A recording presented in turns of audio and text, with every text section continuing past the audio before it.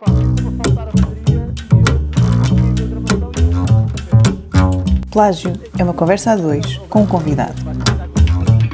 Todas as semanas, Bruno Lemos e Filipe Gomes juntam-se a um convidado para plagiar os podcasts que gostam. É mais do que um debate, é menos do que uma entrevista. É uma conversa com um contraditório em que, no fim, todas as opiniões interessam. É um debate em que nunca ninguém perde, porque todos têm razão. Ouça e subscreva o podcast nas plataformas habituais. Ora, bom dia. Já aqui no final da caminhada da manhã. Eu se passando aqui a mostrar um pouco aqui do bocado só para dar conta de alguns aspectos engraçados do que é aqui que a horta do Francisco e da Maria, alfaces, tomates, courgettes e um habitante que ontem cá nos apareceu e que faz com que viver aqui seja uma verdadeira aventura. Ontem, do meio do nada e de porta aberta, apareceu-nos esta peça que está aqui. Dormiste bem? Hã?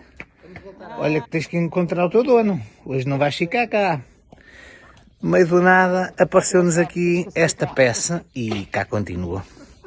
então, boa noite a todos. Boa noite a todos e bem-vindos a mais um episódio do Plágio. Eu estou-me a rir porque ao fim de 40 minutos, pela primeira vez, já íamos nos 40 minutos de conversa e o Bruno Lemos deu conta que não estava a gravar. Portanto, vamos repetir novamente os 40 minutos de conversa que tivemos até agora. Bem-vindos. Hoje temos connosco... aliás, deixem-me reformular. Hoje começámos de maneira um bocadinho diferente, com o vídeo que o nosso convidado, Fernando Breda, a quem saúde e agradeço a vinda ao Plágio, nos mostra um pouco da sua vida na aldeia e em que encontrou, portanto, uma chibinha que foi lá parar a casa, não é? Já apareceu o dono da chibinha. Ora, boa noite mais uma vez e agradeço uma vez mais o vosso convite. Como também já vos disse, sabendo os riscos que corro com esta exposição, e é um gosto conversar convosco neste espaço que reconheço que é uma lufada de ar fresco e um momento agradável de descontração. Relativamente à sua questão, ainda bem que coloca essa questão. Efetivamente, anteontem, utilizando a linguagem da autoridade com quem hoje tive também um confronto. Tete a tete. Exatamente, decorrente do mesmo episódio, anteontem, quando cheguei a casa, de facto tinha uma cabrinha pequenina à porta e, pensando que era de um vizinho que passeava alegremente, confrontei-o e ele disse: "Oh, vizinho, não é minha." Ela veio daí, eu até fiquei admirado dela andar aí solta. Conclusão, o animal ficou, eu pensei que alguém a viesse buscar ou que se fosse embora. No dia seguinte, acordo, lá estava o animal. Por aqui, demos-lhe água, tratámos do animal, mas levantava-se uma questão: se provocasse um incidente a um ciclista que passasse aqui, porque é frequente nesta zona, tive que ir à autoridade dar conta da questão. Quando chega à GNR, o senhor começa-se a rir, não é? Foi um regabof no quartel. E diz: "Então, o senhor não sabe resolver um problema desses?" Olha, estou com uma cabra em casa. Está aqui um problema. Qual é o seu problema? Uma cabra que tenho lá em casa. Enfim, foi logo um problema. É melhor você resolver isso, que é de algum vizinho. Se não tenho que o ir autuar, se ele não tiver o chip ou se não estiver identificada. Tente lá ver de quem é, porque se nós lá formos, é um problema.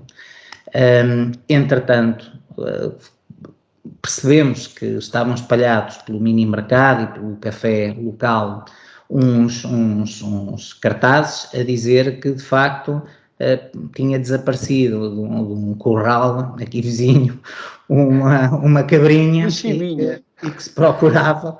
E o senhor já veio recolher o exemplar de gato caprino. E davam salvíceras a quem entregasse a bichinha? Ou... Ainda não falámos disso. Se fosse um galo, eu reconheço que teria mais dificuldade em devolver, ficar o proprietário.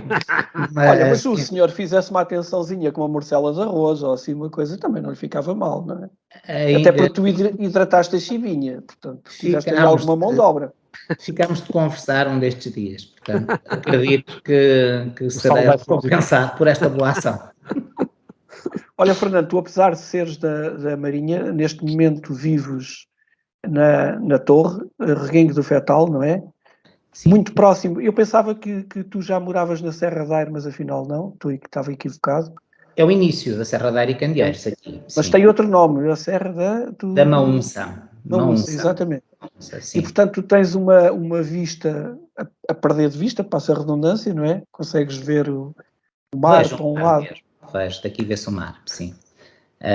Tenho amigos que às vezes na Marinha Grande que brincam comigo e dizem: olha, diz-me lá que bandeira é que está hoje, porque tu daí consegues ver e nós estamos para ir para São Pedro, vê lá como é que está o mar e tal, por graça, mas de facto daqui tenho esse, foi uma opção de vida. É evidente que é um orgulho ser da Marinha Grande, toda a gente sabe que eu sou da Marinha Grande, uma terra com as nobres tradições que só nós sentimos, nós marinhenses. Hoje um cluster importante das novas tecnologias, estamos perto do mar, com acessibilidades, enfim, como facilmente em Lisboa, Porto, Coimbra. Ia dizer que tínhamos uma mata fantástica, mas infelizmente não conseguimos, mas guardo enormes memórias desta fantástica mata. Mas enfim, uma terra cheia de história e tradição. Por opção, eu vim viver para a aldeia há alguns anos, há 15 praticamente, e é uma opção que de facto, depois de interiorizarmos, acaba por ser, no meu entender, uma opção saudável, onde os vizinhos cozem pão e vêm trazer às pessoas, onde há grelos para ir apanhar, trazem-nos laranjas e deixam à porta. Enfim, é uma opção e é um modo de vida diferente, o que não faz com que eu não deixe de ter a minha vida na cidade, seja em Portugal ou seja no outro lado qualquer, mas sim, e vou à Marinha quase todos os dias. Olha, deixa-me saudar aqui também o Bruno Lemos. Obrigado, Bruno Lemos, por teres desperdiçado 40 minutos de conversa. Mais uma vez, bem-vindo ao Plágio, diretamente do teu pavilhão multiusos. Partilhas também aqui com o nosso Fernando Breda também algumas, o minifúndio, os animais, não é? Nunca te apareceu em nenhuma cabrinha, não é? Não, aparecer não, mas por vezes os meus animais vão dar uma volta, nomeadamente as cabras. Eu tenho 3 cabras neste momento. Sapadoras, às vezes, as tuas são cabras sapadoras, porque elas sapadoras, isso mesmo. Limpam as encostas ali da... Acaso para dizer, sapam tudo, desde a erva às árvores, é tudo que apanha. Ainda hoje cheguei aqui, a mais pequenita estava a comer as flores da minha esposa, portanto, e é o que é. Mas às vezes elas saem porta fora e o vizinho telefona-me a dizer: ó Bruno, tens as tuas cabras na estrada, vem cá buscá-las porque elas andam aqui meio perdidas.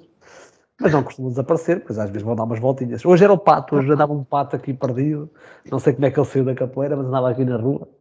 Mas pronto, faz parte de quem não vive no campo, mas tem aqui um espaço agrícola aqui à volta que me ajuda a ter a sensação de viver no campo. Olha, se calhar a maior parte das pessoas conhecem o Fernando Breda e, portanto, se calhar dispensa grandes apresentações, mas de qualquer maneira há aqui sempre uma questão incontornável a que ele ficará sempre ligado. Era o filho mais velho dos da leitaria, não é? Leitaria Voga Sul. Era um dos estabelecimentos de referência na Marinha Grande, com alguma modéstia, tenho que o admitir, como eram as modas Lemos, do pai do nosso interlocutor, do Bruno, e como existiam outros espaços de referência quando tínhamos o mercado e aquela centralidade do comércio tradicional na Marinha Grande. Pela matriz também e pela identidade comercial, hoje as superfícies comerciais de facto contribuíram um pouco para que alguns destes espaços, que curiosamente estão a voltar neste momento, mas eu, desde muito pequeno, que colocava garrafas de vidro ainda de leite, leite do dia, de Laticínios de Aveiro, que vinha todos os dias, em cima de um balcão. Nas garrafas de vidro, no início, não era? Nas garrafas de vidro. Era, e depois os passaram tabuleiros. para aqueles pacotes de plástico. Exatamente, mas todos os dias, leite fresquinho, ou do mais alto, da mais alta qualidade, e de Para fazer licor de leite. Saudável, crescemos fortes e Aliás, saudáveis. nessa altura havia pouco leite pasteurizado, a maior parte era leite do dia, não era? Era o ultra pasteurizado, o tal Ultra leite. pasteurizado. Eu, nesses termos, ainda dominas.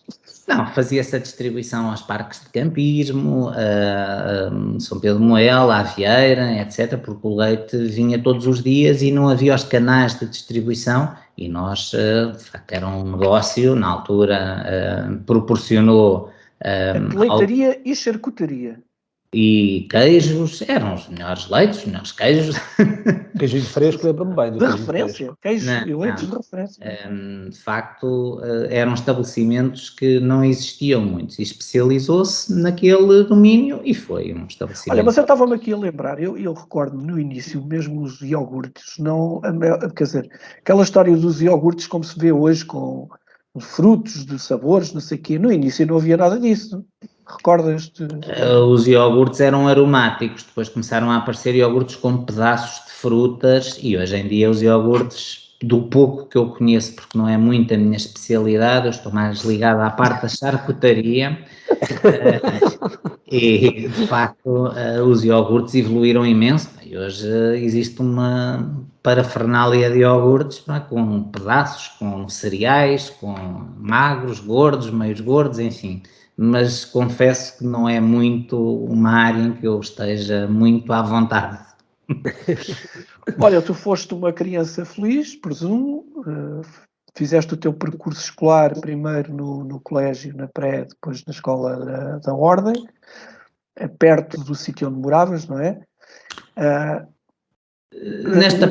Nesta parte ainda da leitaria, houve alguns episódios que eu recordo-me que às sextas-feiras, que era um dia forte em São Pedro de Moela, e a malta ficava até muito tarde, e eu, no dia seguinte de manhã, porque os mercados eram ao sábado e à quarta-feira, penso que se mantém mais ou menos esta tradição, e eu tinha que vir trabalhar cedo, e os outros ficavam a descansar, e eu gostava-me tanto, porque de manhã era dia de praça, e o meu pai abria-me a janela e eu pensava, os outros bandidos que andaram comigo até há pouco tempo está tudo a dormir e eu tenho que ir entregar leite, mas tinha que ser.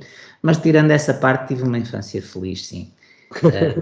E iniciei o meu percurso realmente na Escola da Ordem, tive uma passagem efêmera pelo Clique na pré. Que na altura não era Clique? Não era Clique, não era Luz, era o Colégio Afonso Lopes Vieira. Sim, o Colégio Afonso Lopes Vieira. O Externato Afonso Lopes Vieira, sim. Exatamente. E depois ingressei na Escola da Ordem, sim, com a professora Elizabeth, com quem ainda mantenho contacto hoje, pessoal. Olha, e tu jogavas à bola na Escola da Ordem? Não sei se te recordas, quando a bola ia parar a casa do Benga, desaparecia. Jogava muito ao Berlim. Futebol não foi muito... Eu não sei se vocês se lembram do Benga. Lembro, era ao lado. O irmão do Miguel Coceiro, sim, era ao lado, sim. Mas as bolas desapareciam, quando iam para lá, pronto. A gente já sabia, olha, morreu. Para esse lado, pois não me recordo, não tenho essa ideia. Porque depois para lá atrás eram os barreiros. É verdade. Esses barreiros que dividiam as duas escolas. As duas escolas, e a outra escola do outro lado, sim. Esses barreiros lembro perfeitamente. Olha, eu há bocado já te fiz a pergunta, mas agora vou fazer outra vez. Tu não fizeste patinagem artística. Não, mas... O lobby da patinagem tem sido uma coisa insuportável. Passei pelo lobby, Passei pelo isso é de homem, isso é de homem. Sim, uns patins de bota preta, atenção, e as botas feitas na calvaria, num senhor que se dedicava à adaptação e ao ajuste do tamanho do pé às rodinhas, e de facto houve imensa gente a marinha que ia à calvaria para aperfeiçoar o patim. Sim. Olha, quem diria, na calvaria a Calvaria a tratar dos patins da malta do... Mas ainda na Embra jogaste basquete, não é? Joguei, partilhei o Foste campo. uma referência, uma lenda viva. Era um elemento da equipa e os momentos iam muito para além da componente desportiva, iam mais para a componente lúdica. E faziam-se coisas que, enfim, este programa, penso que este vosso espaço que vive um pouco de revivalismos, recordo-me de irmos jogar, não era muito longe, mas que se levavam aquelas Toyotas iAce e não havia quem conduzisse e conduzia um de nós. Epá, isso já é impensável para já, transportar as crianças é uma responsabilidade, uma preocupação. Nós não só íamos, como íamos, enfim, com soluções de mobilidade muito pouco convencionais ou recomendáveis, mas íamos e enfim, tínhamos uma equipa muito sólida e saíamos dos treinos tardíssimo, vinhamos de bicicleta pelo centro da Marinha às 11 da noite, não se via um único carro. E às vezes ficávamos a fazer umas horas porque às 2 da manhã, ou em casa do Cláudio, ou do Guilherme, ou dos companheiros de equipa ali mais próximos, a panificadora às 2 às vezes já tinha pão quentinho. E então aquilo era fazer umas horas, falar das moças e daquelas coisas todas que na altura não se discutia muito, nem política, nem o basquete, e as panificadoras abriam cedo. Mas lá íamos nós, havia uma ali ao pé do Carrega Rosas e havia a panificadora ali na Embra. Eu por acaso esse ao pé do Carrega Rosas não tenho memória disso, a panificadora sim. De qualquer maneira, tu praticaste um outro desporto, um desporto de dedo, foi o sebútio, onde aí sim tiveste uma participação internacional, digamos assim. O sebútio na década de 80 e 90 vai ficar um pouco na história desportiva da nossa cidade, da Marinha Grande, porque eu penso... Vocês estavam mesmo... Existia um clube... Havia uma federação que ainda hoje existe. Não, sim, federação sim, mas hoje, vocês estavam organizados em clubes ou... À boa maneira marinhense, na federação. À boa maneira marinhense, depois chegaram a haver 2 clubes, porque depois criou-se ali uma certa rivalidade, nós tínhamos jogadores de elevado potencial, o meu irmão chegou a ir à Grécia, foi representar Portugal, e eu como elemento familiar mais disponível na altura, acompanhei-o, enquanto ele jogou... O mais velho dos da leitaria. Precisamente, acompanhei o mais novo da leitaria nesta missão. E fui a Atenas, na altura, ao Campeonato do Mundo de Sebútio e de facto ainda guardo essas recordações, uma cidade que nunca mais voltei, mas que vi pouco Sebútio e andei por lá a passear muito, muito novo e conheci uma cidade interessante à custa desta modalidade de alta competição, porque o Sebútio na Marinha Grande quase toda a gente jogava. No Operário ainda tenho um campo em casa e os meus filhos já conseguem agilizar ali os bonecos. E recentemente temos feito aí alguns encontros com o João Pascoal, João Paulo Leonardo. No outro dia convidaram-me para um evento assim rápido, uma reunião. Cheguei, tinha um estádio de Sebútio e tinha as equipas e fizemos ali um meeting à maneira... Esses 2 clubes inicialmente eram só um ou houve um cisma? Houve ali uma rivalidade entre os 2 principais, ou 3 ou 5 protagonistas e dividiram os clubes, mas depois jogavam uns contra os outros, se calhar também na necessidade de criar um campeonato, em vez de ser interno, haver 2 clubes, enfim, surgiu de forma natural, mas depois criou alguma rivalidade, sim. Mas foram anos onde no Operário e em algumas casas particulares, enfim, se jogou muito Sebútio, muito. Olha, tu és sportinguista, jogavas com o Sporting, não é? A minha equipa continua a ser aqui o Sporting, mas tenho uma costela da Académica, da Briosa, porque passei uma passagem por Coimbra, em não é? Coimbra e de já lá facto vamos. aquele clube que agora está um pouco num momento difícil. Acompanho e é um clube do coração, mas sou sportinguista, claro, convido.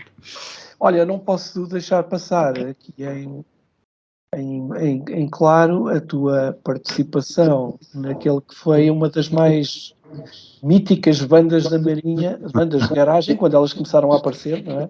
Quando havia garagens? A banda do Quinzebra, a famosa banda do Quinzebra, que ainda permanece o tema mais conhecido da banda do Quinzebra, embora já mais tarde e noutro contexto, foi o Estou na Lua, não é? Tu tocavas baixo e diz-se que era para não se ouvir, não sei se é verdade ou se é mentira, e queres falar um bocadinho sobre como é que aconteceu a banda do Quinzebra, qual foi o contexto em que isso apareceu? Foi mais uma aventura à qual também te associaste mais tarde no percurso desta formação musical que também atingiu o estrelato. A tocar órgão, uma organitazita. Exatamente, que fazia milhões de sons, era um sintetizador da época. 99 sons diferentes. Até o som do helicóptero aquilo tinha. Recordo-me perfeitamente desse instrumento musical, espero que ainda seja vivo a saúde. Não, depois vendi mais tarde, fiz um modelo para...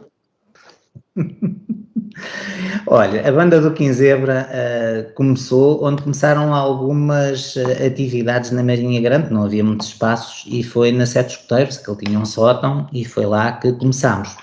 De facto, tu foste também escuteiros, não é? Também passei pelos escuteiros. Notas perfeitamente, quem passou pelos escuteiros tem outro tipo de abordagem da vida. Os escuteiros na altura não tinham as fardas que têm hoje. Era uma farda verde.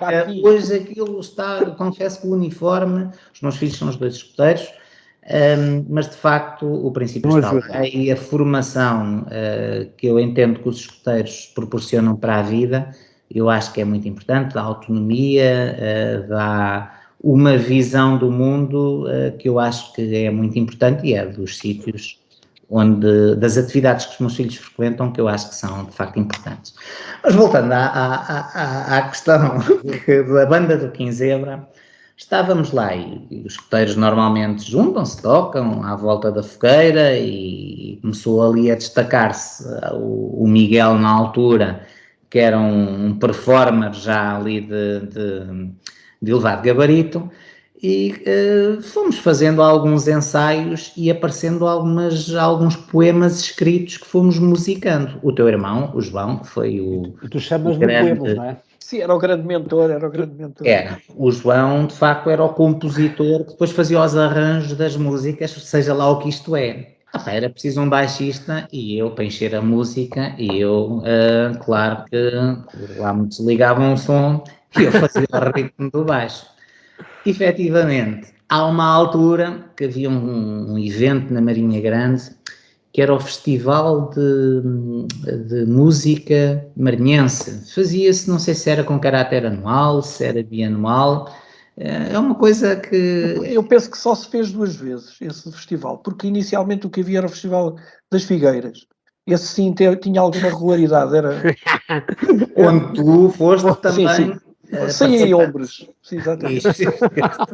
Tinhas uma banda com os amigos de Lili e seus amigos. Exato, Lili Silvestre.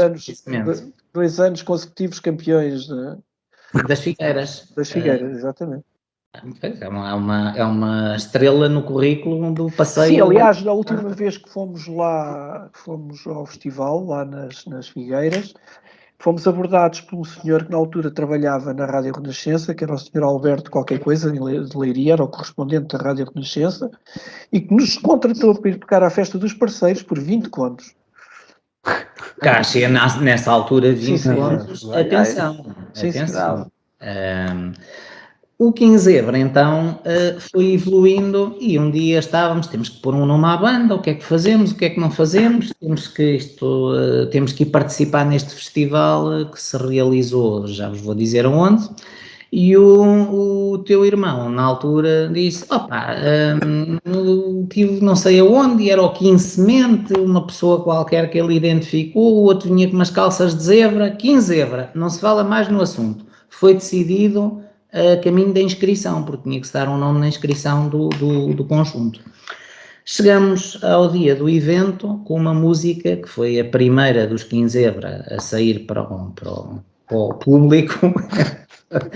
Diretamente Era a couve, a música era a couve, e então tinha um refrão fantástico, era cortei a couve, pula na sopa, cortei o dedo, limpei-o à couve, 4 acordes, está um solo ali por cima, está a música feita. Chegamos ao festival com esta primeira formação da banda do 15 zebra e fomos muito marginalizados, porque éramos uns outsiders. Ostracizados. Fomos de facto, porque sentimos-nos ali um bocado excluídos, porque nós não vinhamos dos bailes e diziam-nos frequentemente: começa-se, vocês querem começar por cima, a escola faz-se nos bailes e vocês não são dos bailes, nunca vos via tocar. Convém recordar quem é que nessa altura tínhamos o Jorge Jorge Rosa, do Sem Nome, precisamente. O próprio Tóio do Bicho, o grande vocalista Tóio, o Vítor Pingão, esse artista maranhense do Maçarico, não é? É verdade, que eu não sei se ele ainda hoje dedica algum tempo a esta área cultural, porque de facto o Vítor era assíduo participante nestes festivais também na altura. Era um festival muito dinâmico, porque não havia muitas coisas, não é? Não havia streamings, não havia nada, havia o Festival da Canção Maranhense, e há esta edição que se realizou pelo Mário, e nós levávamos uma couve, logo um repolho, e entramos em palco, colocamos lá aquilo, e as pessoas sempre olharam. Eu acho que até nos desligaram ali um bocado o som, aquilo houve ali uns... Mas, Fernando, isso acabou por ser um bocadinho premonitório, quer dizer, tu hoje quando vês pessoas, vês um festival da canção com o telemóvel e não sei o quê, essas coisas, quer dizer, naquela altura era um bocadinho essa irreverência, não é? Foi. O nosso objetivo era divertir-nos e depois íamos para o Só Animar, beber uma Imperial e comer uma bifana. O Só Animar, onde foi o Pedroso e Gonçalves depois, ali na Praceta do Vidreiro. Mas o nosso objetivo era puramente a diversão. Mas havia ali aquela componente de irreverência que é, nós não vimos do baile, e na altura aquilo era assim até um bocado desprestigiante. A nossa realidade e identidade é outra e nós queremos estar. E, de facto, também se vê no Festival da Canção. Hoje aparecem franjas de musicais muito diversas e antes o festival também era muito métrico, não é? Mas foi um episódio muito engraçado. A partir daí, o 15 zebra foi crescendo, o projeto, e ganhou uma componente mais ativa, mais dinâmica. Foi crescendo. Aliás, eu recordo-me, e com várias formações, sim, em que penso que quem resistiu sempre terá sido o meu irmão, que era o fundador, o Miguel Dionísio. O Acácio estava desde o início. O Acácio, sim, acho que também teve desde o início, e que depois teve o Jorge Morato, o Amadeu, o nosso querido Amadeu. O teu irmão, acho que também passou por lá, sim. O teu irmão também. Também. Eu acho que até o próprio Pedro Olívio chegou a fazer parte do 15 zebra. Numa Já mais tarde. Sim. E lembro-me de um espetáculo épico na Casa da Cultura, no Teatro Stephens, em que fizemos a primeira parte dos Duques de Tivir. E houve lá o Fadinho grandes tempos, sem dúvida. Mas olha, Filipe, isto deu origem na altura, não existiam assim tantas bandas não convencionais, tirando os bailes, de facto, e deu origem a que depois começassem a aparecer outras coisas. Não sei se foi motivado por isto, obviamente que não, mas abriu um espaço. Foi engraçado. E divertimos-nos, que era o principal. O Bruno Lemos também tem uma incursão depois, já mais tarde, uma série de bandas, não é? Já sei que não queres partilhar. Não, vamos guardar isso para outro tema de conversa no outro dia, porque é um currículo vasto. Olha, mas lembro-me, como todos nós lembramos certamente, eu já não sou do tempo, para já porque não andava nos peteiros, e não tenho memória de ver os 15 zebra a tocar, mas recordo-me perfeitamente, quando chegávamos ao Alto Rio, que havia sempre. Aliás, recordo na escola circular a cassete com algumas músicas do Quinzebra, né? E toda a gente queria gravar a cassete com 3 ou 4 músicas, já não me lembro bem. E depois chegávamos ao outro Rio e ouvirmos sempre a música de Estou no Lucro, não era a versão que hoje existe, não era a versão original, mas que era assim muito mal gravada, em cassete e tal, mas pronto, que a malta adorava ouvir aquilo. Isso recordo-me bem. Os títulos eram muito sugestivos, era a couve, a cabra, a namorada para cá.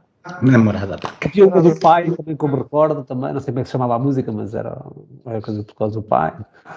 Os pai do Neles, os pai do Ulisses. Delício. Epá, foram de facto, nem nós sabíamos às vezes muito bem o que é que nos inspirava a fazer as letras, mas aquilo rimava e havia ali uma certa harmonia. Tu há pouco chamaste de poemas e depois disseste aquelas frases da couve, aquilo passa, não sei se poema é a palavra certa, mas vamos... Eu estava a ver se encontrava aqui, tu aliás mandaste-me uma letra que eu já nem me recordava, que até dizias que era minha, mas não era, era do meu irmão. Era? Era. O Quinzebra era um moço pacato, um VIP do Jet Set, que amava a natureza e a doce Mariette. Exatamente. E depois, Quinzebra era o meu herói, Quinzebra era um playboy. Era, pronto, e esta letra vendia isto, e o pessoal cantava estas músicas. Entrava diretamente para os tops. Ou então a namorada para cá, que era a minha namorada é para cá, dá-me tudo o que eu quero e deixa lá, não é? Exatamente. Enfim. Olha, tu na tua juventude também tens alguma participação política? Que aliás tu tens ao longo da tua vida também tido alguma intervenção em termos de públicos, enquanto cidadão, quer na política, quer enquanto participante em movimentos associativos. Tu chegaste a fazer parte de uma juventude política, não é? E portanto ainda durante algum tempo percorreste esse caminho. Tive uma passagem mais ou menos sim, pela JST na altura, na Marinha Grande, uma participação ativa, mas mais tarde com processo de refiliação e de alterações políticas, até porque nas minhas convicções eu sou bastante, não é abrangente aos extremos, mas considero-me uma pessoa moderada. E acho que, aliás, não existem divergências muito grandes entre o socialismo democrático ou a social-democracia, são basicamente muito parecidos, e por ter vivido na Marinha Grande tenho muito respeito e muita consideração e entendo muito bem as lutas operárias. Portanto, tenho alguma dificuldade em identificar-me num território muito exclusivo. Não quer dizer que encaixa tudo, mas de facto temos todos amigos em todo lado, não é por amizades, esta questão é por convicções. E neste momento não tenho participação, tenho sim na vida associativa, tenho desde sempre. Quem entra para o movimento associativo, eu acho que dificilmente sai, porque as associações são a parte mais elementar de um processo democrático. Nós elegemos as direções, fazemos uns planos de atividades, temos um orçamento, enfim, quando isto é feito num contexto político, eu acho que a responsabilidade já passa isto por uma barreira mais diferente e faz com que as coisas ganhem outra dimensão. Nas associações é bonito esta parte da democracia, não é? As pessoas interagem, fazem coisas pelos outros e eu estou ainda ligado a várias associações, passei por várias e não consigo estar sem participar no movimento associativo. Aliás, uma delas, a ADCA, exatamente a Associação Atlântida, não é? Que teve algumas, aliás foi pioneira no Festival de Jazz da Marinha, que durante anos se realizava e depois teve um interregno e agora mais recentemente voltou. De facto era uma associação que era muito dinâmica e fazia muita Tem muitas atividades, não é? E algumas com algum relevo, não é? Esta associação, na altura que a fundámos, e eu estava nessa altura mais ligado realmente ao contexto político que tu referiste, nós procurámos ir buscar pessoas que estivessem precisamente na matriz política em diversas áreas. E então criámos uma associação de jovens na altura, não para unir as pessoas, não era esse o objetivo, era fazer coisas. E tínhamos pessoas que, de facto, umas estavam mais ligadas ao teatro, outras mais ligadas à música. Começámos por uma matriz cultural e fizemos os primeiros serões de teatro na Marinha Grande, muito impulsionados pelo Elísio, que hoje tem a ótica na Marinha Grande, a Optivisão. O Elísio estudava na Covilhã e estava ligado ao GIC, ao Teatro das Beiras, e na altura nós trouxemos o Teatro das Beiras e mais, naturalmente, e mais 2 ou 3 formações, mas teatro de primeira linha nacional, porque tínhamos até espaços no Operário, era um espaço fantástico, e foi um êxito com 2 ou 3 peças a primeira edição, e depois fizemos 6 peças e houve uma altura que o festival começou a ganhar alguma dimensão. Havia muito apoio a estas associações, mas, sobretudo, havia uma sede muito grande desta oferta cultural, porque não estava tão disponível a cultura há 30 anos, se calhar, que é o tempo em que nós começámos este trabalho. Depois organizámos o Festival de Jazz, porque gostávamos deste género musical, não havia, e chegámos a trazer cá Sim, eu vi excelentes saxofonistas norte-americanos, de referência e, enfim, a orquestra do... Aliás, o diretor do festival era o Luís Hilário. Não, inicialmente o Luís Hilário. Ok, está bem. E depois o Pedro Moreira convidámos-lo mais tarde. Mas vieram cá pessoas, desde jornalistas, o António Corvelo, o José Duarte, fazer uma conferência. O José Duarte era uma pessoa incrível, ainda é vivo, já penso que já não está na antena, já não está no ar, já não faz os 5 minutos de jazz na antena. Penso que já não faz, ou pelo menos com a mesma regularidade. E ele delirou de irmos à Vieira de Leiria, estarmos lá na biblioteca e estar lá uma pianista e uma formação musical, salvo erro, em sexteto, e as toalhas brancas, isso é um cenário que isto não existe, vocês não imaginam, eles vibraram com trazer o jazz a parte mais genuína, ao povo, e enchia, porque não havia, isto era novo e as pessoas iam por curiosidade. Foi uma diversão fazer coisas na Atlântida, sim. Ok, olha, vamos aproveitar e vamos aqui às irritações. O que é que te irrita? Bom, irritam-me várias coisas, como também já falámos, mas desde logo, ao longo destes anos todos, nós na Marinha Grande não termos uma piscina adequada à prática da modalidade, e estivemos a falar de desporto, nos sucessivos anos não se ter acautelado um espaço que permitisse a prática desta modalidade, a natação, que é essencial, é básica.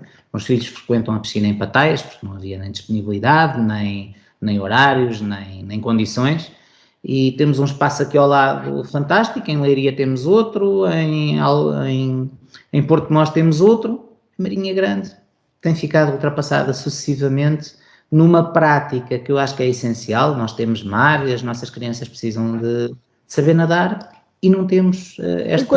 Encontras alguma justificação para se ter protelado tantos anos a construção da piscina? Os processos públicos são complexos e isto não pode passar por o Código da Contratação Pública, seja lá o que for. Mas não ter sido lançado, não ter sido feito o projeto e não ter sido privilegiado, quando os homens querem, as coisas acontecem. E, de facto, aqui a vontade não foi essa, as prioridades não foram essas, e quando assim é, as coisas não acontecem, não é? E é isto. Mas não é o que mais me irrita hoje. Aquilo que hoje mais me irrita é não existir entendimento entre os homens, entre a humanidade e o momento que estamos a viver. Para mim é uma preocupação, é uma afronta não existir neste momento que estamos todos a viver entendimento entre a humanidade na comunidade internacional e não se resolver um problema, um conflito que estamos todos a levar por tabela e que estamos a ir no caminho errado e que em última análise pode até provocar uma catástrofe, um cenário de dimensão nunca vivida. Eu acho que a Europa e o mundo precisam de paz. Eu todos os dias acordo com alguma preocupação de facto, porque não há este entendimento, não vejo fim à vista e os relatos que vêm são um bocado violentos e não me parece que seja mentira. Só dar nota que em qualquer conflito a culpa nunca é de um dos lados. Eu acho que toda a gente fala do país invasor, naturalmente, que não tem qualquer legitimidade para fazer aquilo que fez, sobretudo da forma que está a fazer, mas o país que sofre a invasão, no meu entender, também teve ali alguma ingerência, uma gestão deficiente de um conflito que estava iminente. E hoje vamos pagar, e nos próximos tempos iremos pagar mais. Acho que estamos todos a começar a notar o que aí vem. Olha, deste uma deixa perfeita, porque falaste em pagar mais, e a irritação do Bruno tem a ver precisamente com isso. Bruno, queres partilhar connosco a tua irritação? Quero partilhar, é assim, depois da irritação ou das irritações do Breda, quer dizer, este é o efeito menos grave desta guerra, né? Portanto, mas não deixa de ser uma irritação que tem a ver com a inflação. Não é propriamente a inflação que me irrita, até porque a inflação faz parte e os próprios economistas defendem que a inflação tem que existir de uma forma controlada, como é lógico, e de valores baixos, como nós estamos habituados, nós, os jovens, nós estamos a falar do pessoal mais velho como vocês, não é? Portanto, que tem outro tipo de vivência, mas os jovens não estão habituados a inflações de 2 dígitos, como aconteceu há bem pouco tempo, ou seja, eu fui procurar alguns números e em 84 nós atingimos uma inflação acima dos 28%, ou seja, quase dos 29% de inflação, que é uma coisa impensável. Quer dizer, hoje em dia nós não conseguiríamos certamente adaptar-nos a uma coisa destas. No entanto, a inflação que hoje está entre os 7% e a aproximar-se dos 8%, começam a abrir caminho aqui para algumas preocupações e para algumas irritações, e a minha irritação é mesmo esta, é as pessoas que vão procurar, ou estão a procurar, aproveitar esta onda e esta coisa da inflação e aumentar preços. Aumentar preços muitas vezes injustificados. E para mostrar-vos que nem tudo é justificado, eu trago aqui um exemplo. O exemplo é um exemplo caricaturado, né? Portanto, é um produto de primeira necessidade, é uma fruta, e peguei aqui em Alcobaça porque é aqui próximo, é só por isso. Não estou aqui a fazer uma crítica direta à maçã de Alcobaça. Mas se vocês repararem, nós quando compramos uma maçã de Alcobaça, ela faz 30 km de distância, portanto não faz mais, portanto vem de Alcobaça para aqui, portanto são 30 km. O gasóleo, que é normalmente uma das causas principais apontada para aumentar preços, o gasóleo, ou gasolina neste caso, hoje custa 2 euros, no final do ano passado custava 1,5 €, portanto, ou seja, subiu 50%, que é uma brutalidade, e esses 50% equivalem a 50 cêntimos, acabam por equivaler a 33%, que é uma enormidade, portanto não há dúvida nenhuma. No entanto, estes 33% de aumento, ou os 50 cêntimos de aumento, na prática, numa caminhonete palco, como aquela que utilizávamos no 25 de Abril, um caminhão de palco, aquilo se gastar 15 litros aos 100, já vamos aqui esticar já um bocadinho a corda, na prática são 6,75 € de gasolina que a gente consome de Alcobaça para aqui, nos 30 km.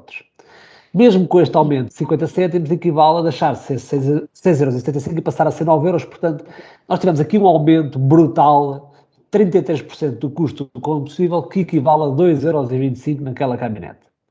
Aquela caminhonete, olhando para os números, leva aproximadamente 1000 kg de carga. Se a gente imaginar que uma caixa de maçãs pesa 10 kg e que essa caixa tem sensivelmente 77 maçãs, que eu estive a contá-las, portanto, estamos a falar de 6.000. Olha, quem é que te fez as contas? Quem é que te fez as contas? Eu compro maçãs.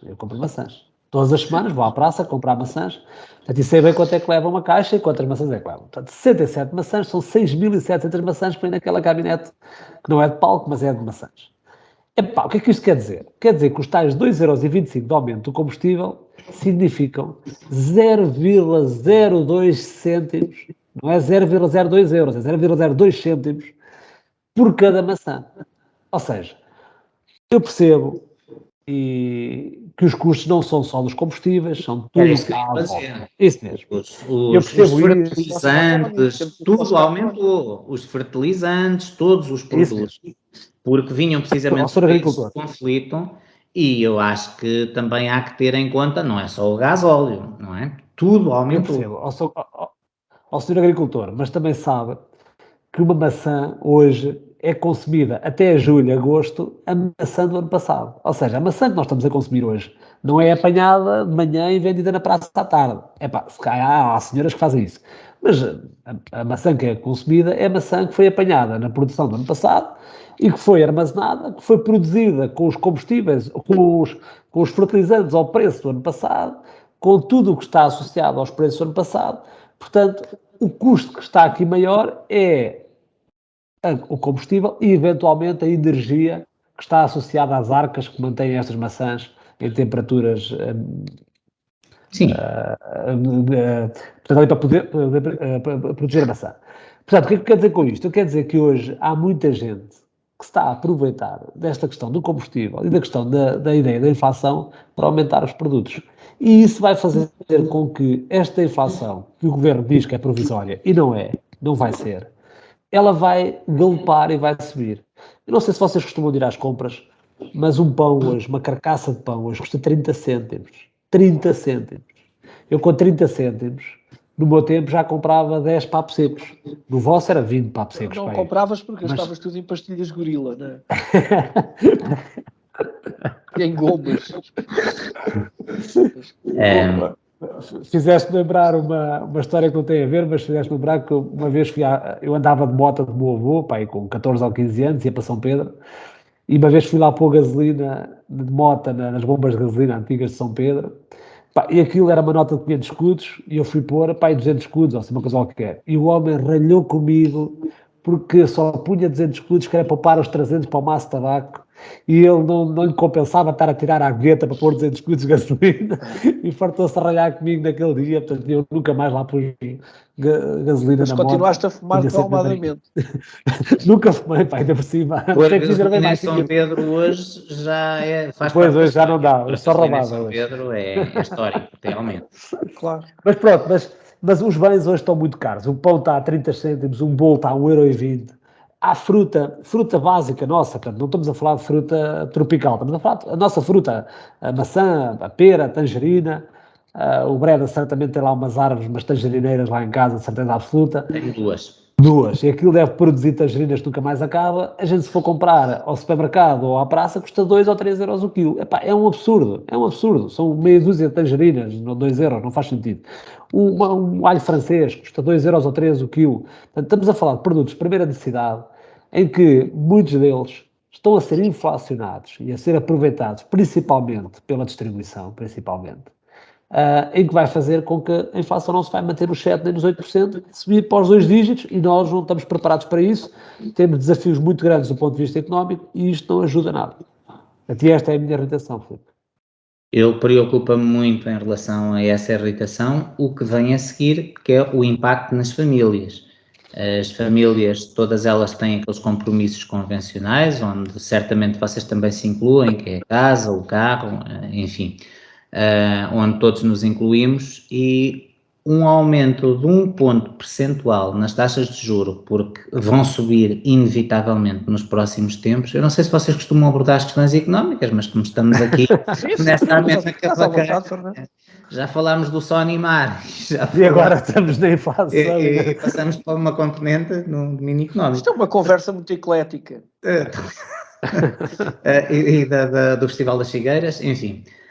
O percurso realmente é muito abrangente, mas isto por dizer que nesse cabaz, nos próximos tempos, e as famílias não têm os salários a aumentar na mesma proporção, Aquelas famílias que estão num limiar e que têm uma poupança escassa, vão certamente, não estamos aqui a alarmar as pessoas, mas é uma questão que eu acho que deve ser precavida, porque vêm aí tempos muito difíceis. Principalmente, eu trabalho numa área que é a energia, e diariamente os preços da manhã já não são os preços da tarde. Em termos futuros, os cenários alteram-se do dia para a noite, e vêm aí períodos muito difíceis, não é alarmismo, isto é a realidade, está tudo indexado O meu amigo já pulverizou as oliveiras, não? Ou não tem oliveiras? Não, eu não pulverizo nada. Eu sou naturista, é tudo biológico. Tá bem, Não pulverizo nada. Estamos a falar um bocadinho de amónio ou qualquer coisa Não, na nada, base, nada, são nada, produtos nada, naturais, nada. não? Nada. Só o esterco É é naturista, só o daqueles esterco gajos das que cabras. vão todos nus abraçar as árvores.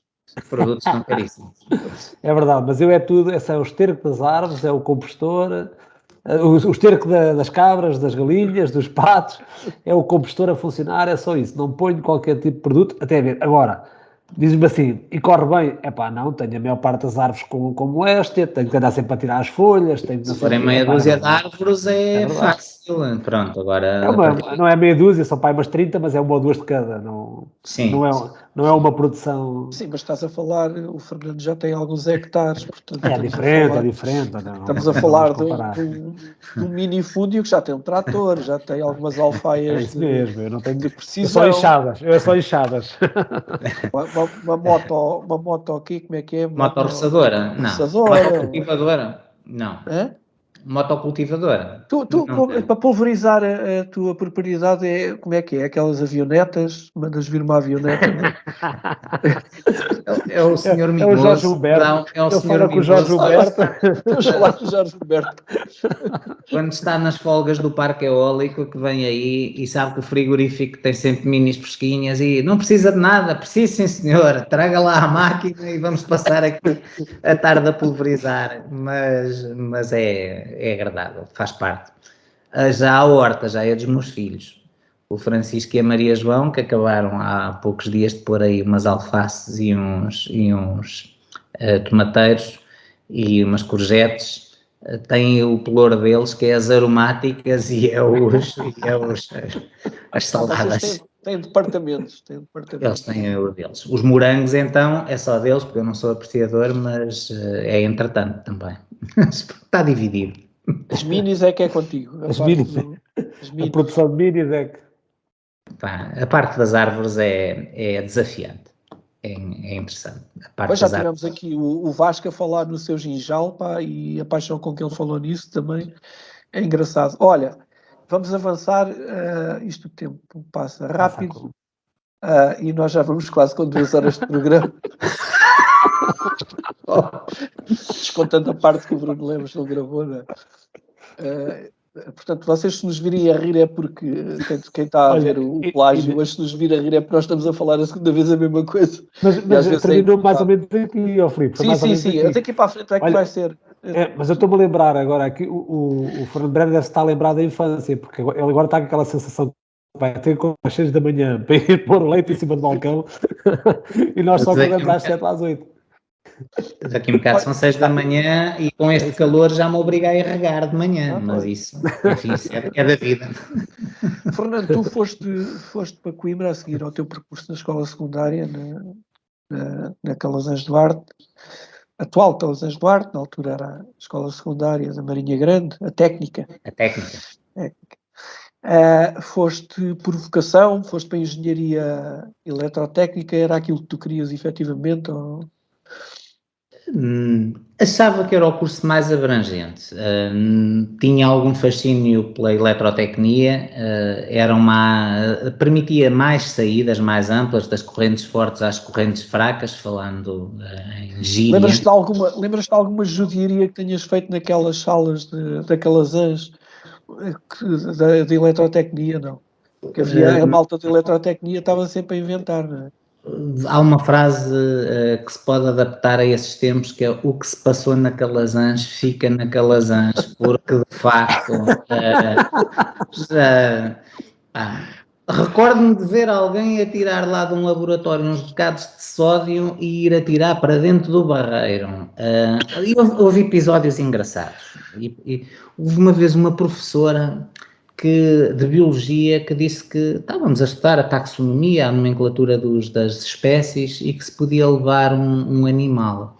E eu disse ao Mota, amanhã trago uma galinha. E ele assim, uma galinha, assim. Fui a casa no intervalo, uns levaram uma formiga, outros levaram uma barata. E eu fui a casa buscar uma galinha numa caixa de papelão e levei para a aula. A professora não se desfez. Senhor, tem penas e isto e tudo e não sei o quê. Pronto, acabou a aula. Aquilo gerou lá um burburinho, a galinha sujava tudo e mais alguma coisa, de vez em quando cacarejava, sempre dentro da caixa. Quando levei a galinha para casa, a minha avó no outro dia só dizia assim, esta galinha passa-se qualquer coisa, as outras bicam-na e não sei o quê. Não a aceitaram de volta. Mas havia Galdéria, era uma galinha Galdéria. Havia episódios muito engraçados naquela escola, enfim. Mas ficam lá, claro. Alguns e desconfio que em Coimbra também, o que se passou em Coimbra fica em Coimbra, não é? Coimbra já é numa fase mais de outra, com outra estrutura, com outra bagagem. Na escola, na Marinha Grande, na técnica, éramos um pouco inocentes e tinham uma dimensão, os factos e as aventuras. Em Coimbra as aventuras são muito maiores e com outras características, mas de facto passei lá quase 7 anos, 6,5, e diverti-me imenso a par com as coisas que fiz. Gostaste tanto, ficaste mais algum tempo, não é? Fiquei, o meu pai na altura não achou muita piada. Os meus pais na altura foram lá ver um cortejo de uma queima das fitas e vieram lá um bocado impressionados. E eu na altura confesso que também me custou, o meu pai teve uns tempos sem lá ir. Mais tarde, quando viu que o curso que se estava a acabar, já ia lá ter comigo, já me dizia, ó filho, trouxe-te aqui umas cervejitas e tal, e não sei quanto, já percebeu, nos primeiros tempos foi... Fez alguma confusão?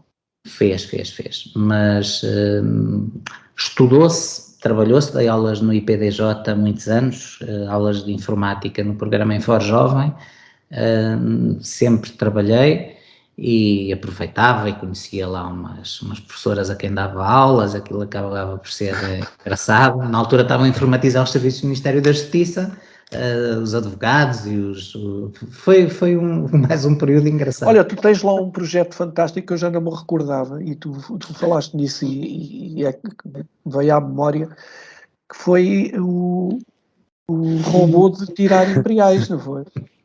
Ainda hoje dizem que o projeto de fim de curso era um robô que tirava finos. Não, o meu projeto de fim de curso não foi esse, mas utilizava o robôs. Mas esse robô ficou famoso, não é?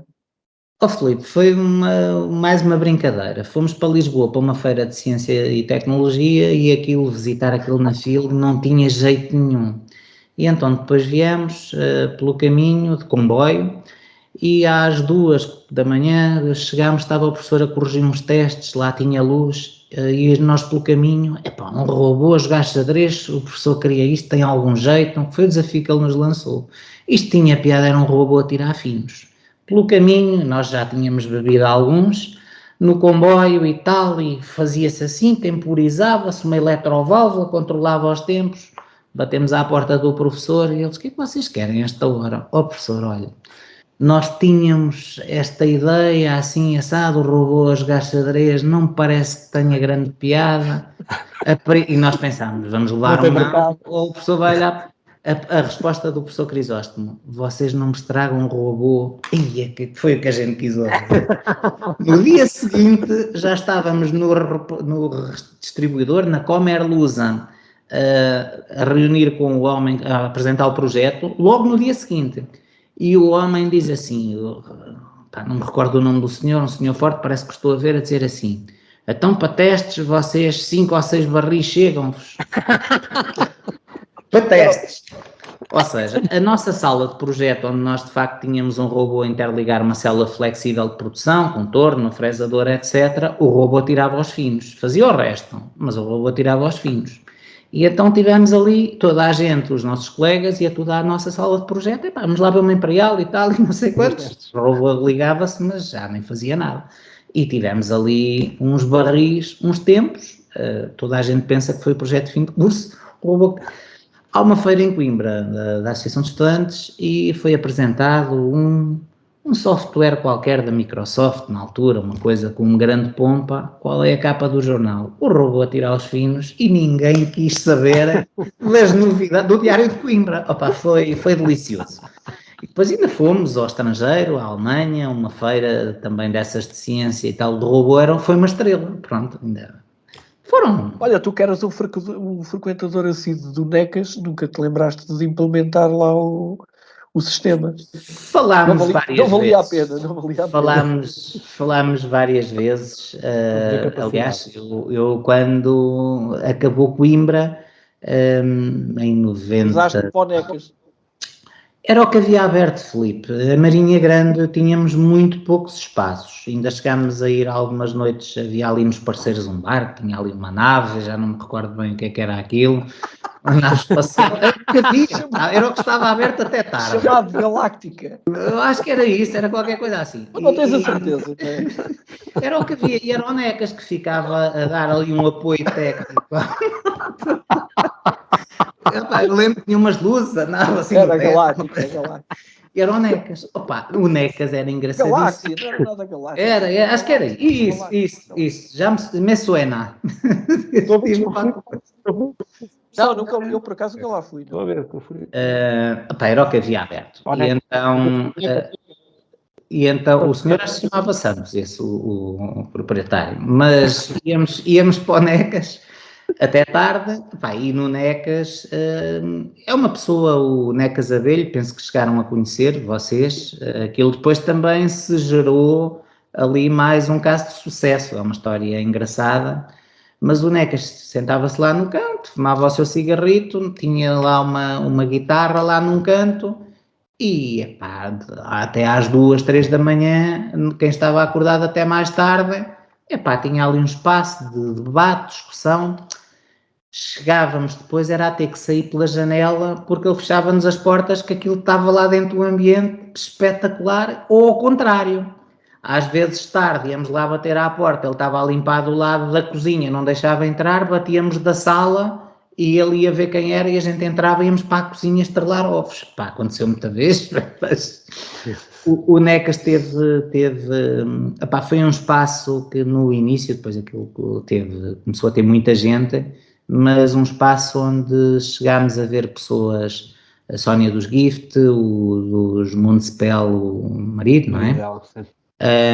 E a virem uma série de pessoas de fora àquele cubículo, àqueles metros quadrados. Aliás, depois ficaram amigos do NECAS e depois aquilo tinha muita gente, mas passaram-se ali noites muito agradáveis, muito engraçadas e, aliás, que recordamos com enorme saudade porque o NECAS era um anfitrião, era uma excelente pessoa, era um amigo e, enfim, evitava ter partido tão cedo, mas, enfim... já lá está, e guardamos memórias daquele espaço e de noites ali passadas, que depois mais tarde com o Pedro Olívios, com o Carlitos e com uma série de malta, aquilo está lá sempre a guitarra, ainda lá umas que vinha muito ligado do espírito de Coimbra, é aquilo que aqui ou íamos para o terreiro ou íamos, era o NECAS e esses espaços aí mais marginais que eram engraçados. É engraçado no teu percurso porque há muita gente, a maior parte das pessoas com quem temos falado acabaram por sair da Marinha na altura em que foram estudar e depois acabaram por não voltar. Pronto. Tu, no teu caso, não foi bem assim. Portanto, tu saíste para Coimbra, voltaste e depois sais por opção, sais da Marinha por opção. Mas isso agora não me interessa para nada. O que eu queria saber... Mas é curioso. É curioso. Olha, tu queres problemas, não é? Queres arranjar problemas, queres um super pelouro, queres o pelouro das obras públicas e particulares, não é? Não sou engenheiro, o que é que um engenheiro quer? Quer obras. Mal seria, não é? Quer porque... Isto é mesmo um pelouro ou é uma irritação? Se calhar as duas coisas. Eu acho que é um pelouro, porque neste momento até estamos numa fase de... Bem, agora temos que dar o benefício da dúvida, porque há aqui um período de transição e, de facto, parece que exatamente, parece que até há muita gente nova, do pouco que eu vejo e leio, Mas houve uma altura em que eu era sucessivamente confrontado com a questão do mercado da Marinha Grande. Epá, que era uma coisa na parte das obras públicas. Quando é que há um mercado na Marinha Grande? Aquilo é o vosso mercado. E, epá, mas como é que é possível? E pronto, essa questão hoje eu penso que está mitigada, não é? Não está resolvida, mas fui confrontado muitas vezes com o mercado da Marinha Grande, sendo eu da Marinha Grande. Mas enfim, hoje temos uma solução transitória nas obras públicas, mas o mercado é uma necessidade e eu penso que terá que ser feito um mercado como tem em qualquer terra. Leiria tem agora um mercado requalificado, Figueira da Foz, que é um mercado que conheço muito bem, a Marinha precisa de um mercado em condições. Nas obras particulares, desde há muitos anos que tenho uma irritação muito grande porque os processos têm atrasos invariável e que impactam muito nas empresas e nas famílias. Ou seja, toda a gente quer construir uma moradia, ou um edifício, ou tem um terreno, ou pede uma viabilidade, e os processos demoram imenso tempo e não há justificação para isto. Não há. Isto é recorrente, às vezes aparecem técnicos novos, sangue novo, mas nota-se que, passado alguns tempos, eles são engolidos, é mais forte do que eles pelo pântano, pela máquina, e eles acabam por ficar iguais, aparecem cheios de vontade.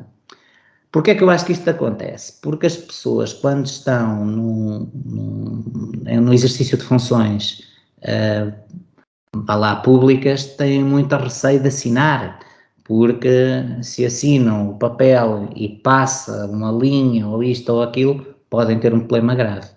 E não vamos conseguir sair disto porque não se cumprem prazos nenhuns. Este era o pelouro que eu queria e ia dar cabo disto tudo. Achas que conseguias melhorar os prazos de análise dos projetos? Penso que conseguiria. Penso que conseguiria com uma reestruturação funcional e um compromisso ou com objetivos. Não sei o que é que está a ser feito atualmente, como disse, há um período transitório, mas sinto colegas meus que estão na linha da frente, que são arquitetos, que têm mais, contactam mais com os processos de licenciamento numa fase inicial, as engenharias entram depois, mas isto é recorrente também. Vocês é na fase das especialidades, não é? É, na parte da engenharia, sim, numa das empresas que sou responsável. Sim, a gente já lá vai, Olha, vou aproveitar aqui para perguntar ao Bruno, parece que quer aqui as histórias da carochinha, não é? Quer o pelouro do contador de histórias. Diz lá, Bruno, o que é que tu queres contar? Que história é que queres contar? Não é da maçã de alcobaça, não? Não, já não é da maçã de alcobaça, coitadinhos. Se a minha fornecedora, a Dona Zélia, me ouve a dizer mal da maçã de alcobaça, sábado, aperta comigo. Olha, não, o pelouro que eu gostava é um pelouro novo, acho que nunca foi sugerido, que era o pelouro do contador de histórias, porque há uma história que me acompanha já há alguns anos e ultimamente faz cada vez mais sentido. A história tem várias versões, mas basicamente é a história do rico e do pescador, em que o rico, num dos seus curtos períodos de férias que pode tirar, vai para um destino paradisíaco e pronto, e vai para a beira-mar e sentadinho na sua cadeira, na sua espreguiçadeira, a beber um choupito, portanto está ali e entretanto, para passar um bocadinho o tempo, há ali um pescador, portanto costuma de ir à pesca e ele aproveita, vai com ele, portanto, e fica impressionado com a forma e com a facilidade com que este pescador apanha o peixe. E começa a perceber-se que cada vez que lança a cana, aquilo vem um peixe, e estamos a falar de peixe com alguma dimensão e com alguma qualidade. E o rico, até porque é um rico empresário, é um CEO, não é? Começa logo a fazer contas e começa logo a perguntar, cara amigo, isto é sempre assim, você lança a cana e tal, e apanha sempre um peixe. Assim, geralmente é. Portanto, isto normalmente é assim que funciona.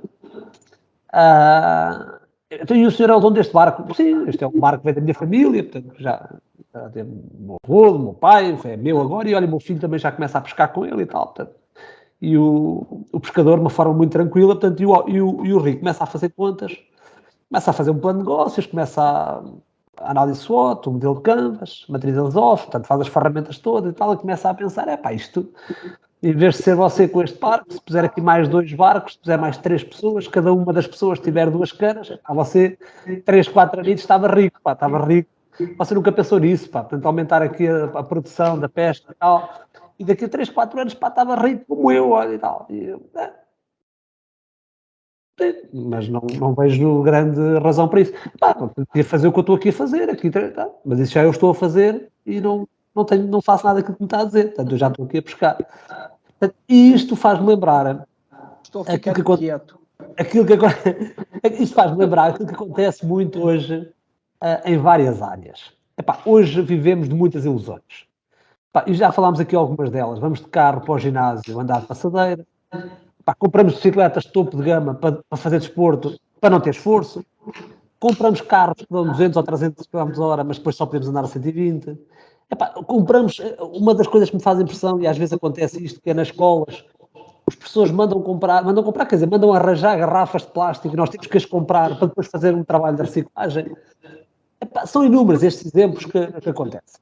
E há um exemplo que também tem algumas parecenças com esta, que tem a ver com uma problemática que está a acontecer hoje, e se tem falado hoje muito na Marinha Grande, que é a possibilidade do fecho das escolas primárias, das escolas pequenas de proximidade, por opção ou por alternativa, colocar estas crianças em escolas grandes, como costumam dizer os defensores destas áreas, eu conheço alguns, para ter mais condições, para ter as tais 3 canas de pesca, os tais 3 barcos, o que é espetacular, porque tem bibliotecas enormes e coisas do género.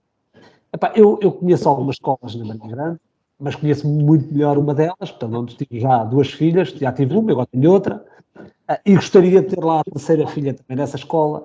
E esta escola é uma escola que tem um espaço para brincar, um espaço enorme, com relva, com coberturas, com um parque infantil, com uma cobertura num mini ringue para os miúdos jogarem à bola, os miúdos e as miúdas. Pá, tem computadores da escola e computadores individuais dos próprios alunos, tem um painel interativo, um quadro interativo, tem uma associação de pais perfeitamente presente e interventiva, tem uma comunidade que participa ativamente nas festas, convida as crianças na época das merendeiras a fazer merendeiras à casa desta comunidade escolar, portanto, das senhoras que vivem ali ao pé da escola, participam em eventos, portanto, ou seja, para mim este barco chega-me perfeitamente. Eu, enquanto pai, não preciso de uma traineira ou de uma frota de traineiras para dar educação a estas crianças até aos 9 ou 10 anos. O que eles precisam é de brincar. E aquilo que eu gostava, e era o ploro que eu não me importo assumir, é fazer aqui um bocadinho o papel do Siddhartha, da autarquia. E a única coisa que eu fazia era, estava sentado numa secretária, e sempre que alguém tivesse grandes ideias, de grandes evoluções, na prática não servem para nada, eu contar estas histórias, estas pequenas lendas, para nos ajudar a andar aqui um bocadinho para trás e a pensar que o importante são as pessoas, o importante é a proximidade com as pessoas, mais do que os grandes edifícios com grandes tecnologias, porque depois as crianças só querem brincar e dar pontapés na bola. Portanto, e era esse o meu plano que eu gostava de assumir. Enquanto agitas vigorosamente a tua bandeira negra, não é? Não agito a minha bandeira negra, mas preocupa-me enquanto pai, pela segunda vez, passar por esta fase em que se pondera a possibilidade de fechar escolas. E muitas vezes, porque nós já falámos em particular destes temas várias vezes, quando o tema e quando a razão principal é a ausência de crianças, aí não há nada a fazer. Não há crianças, não há escolas, quer dizer, mas aí somos todos culpados, quer dizer, eu tenho 3 filhos, sou o menos culpado disto tudo, mas todos somos culpados. Agora, quando estamos a falar de escolas que têm crianças, e mais que tudo, nós estamos a chegar, este ano é o último ano das crianças que vêm do período de Troika. Ou seja, não sei se vocês têm essa noção, mas normalmente o nosso país tem uma taxa, uma permilagem de crianças que anda à volta dos 8 por 1000, na maior parte das localidades, portanto, e no país em geral. A Marinha Grande está sempre um bocadinho acima do país, mas anda à volta disto, dos 8.1, 8.2, 8.3, todos os anos. Os últimos 4 anos foram anos em que chegámos a ter 6.9, porque foi os anos da Troika. A partir de agora vamos voltar aos 8.1. E a diferença do 7 para o 8 significa, na Marinha, mais 350 crianças para além daquelas que já temos atualmente.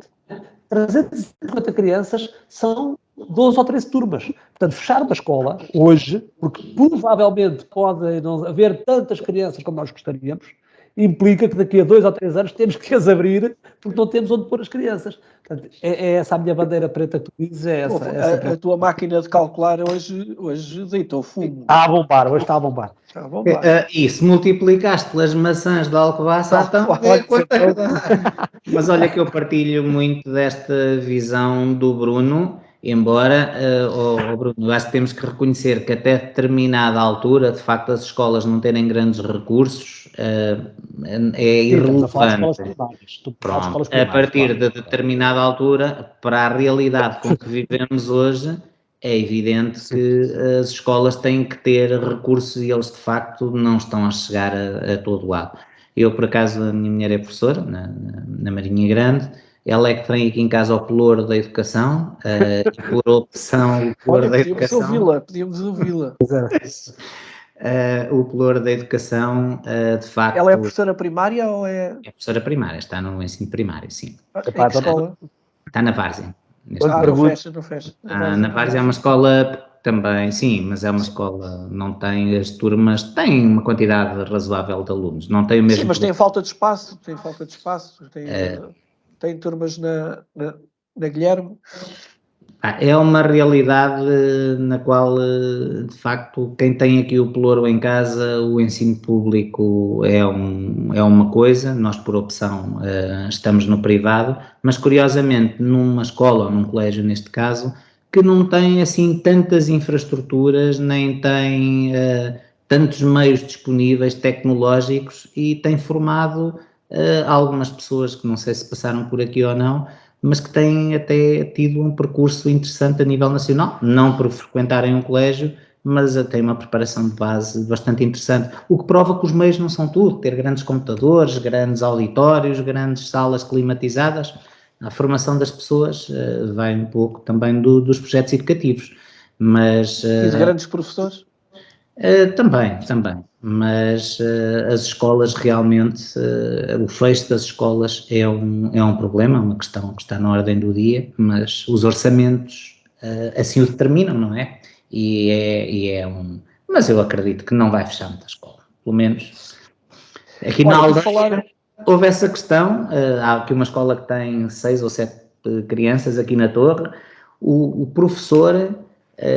traz alguns do sítio onde vive para que a turma seja maior e leva, portanto tem 7 ou 8 porque o professor está às 3 ou 4 para que não feche, mas tem sido um esforço. Olha,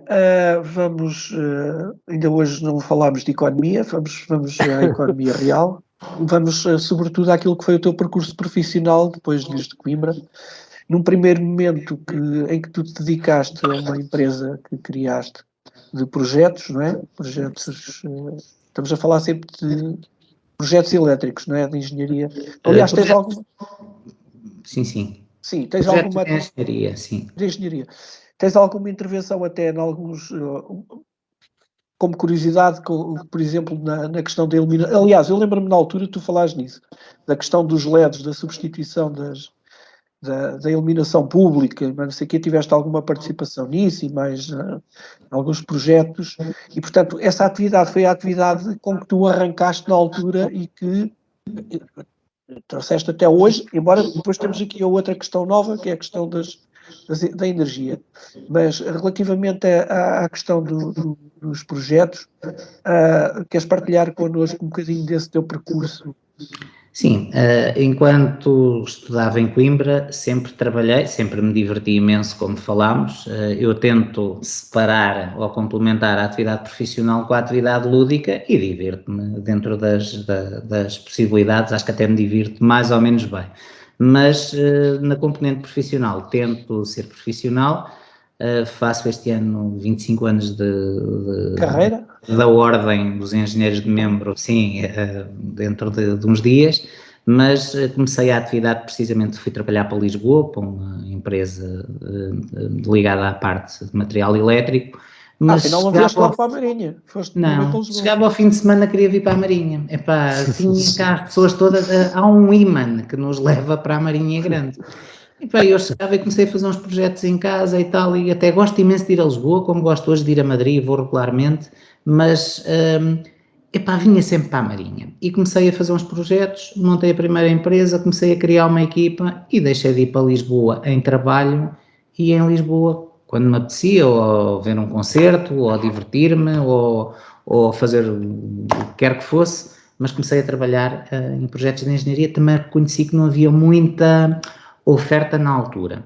E comecei por fazer alguns projetos de menor dimensão e hoje, em algumas empresas que estão até em crescimento, no setor vidreiro, etc., tenho colaborado em alguns projetos que, por recato à atividade, aconselho-me a não divulgar, mas no Teatro Stephens, na requalificação, por exemplo, tem... Nós só queremos saber o teu portfólio. Não. Mas sim, tenho feito alguns projetos de grande dimensão, sim.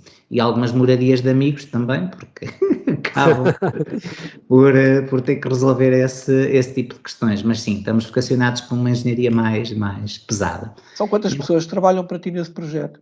Neste momento, 5 pessoas. 2 são professores no Politécnico em Leiria e dividem, não têm exclusividade à atividade, sim, repartem. Sim. Estás ligado também à academia, à tua atividade?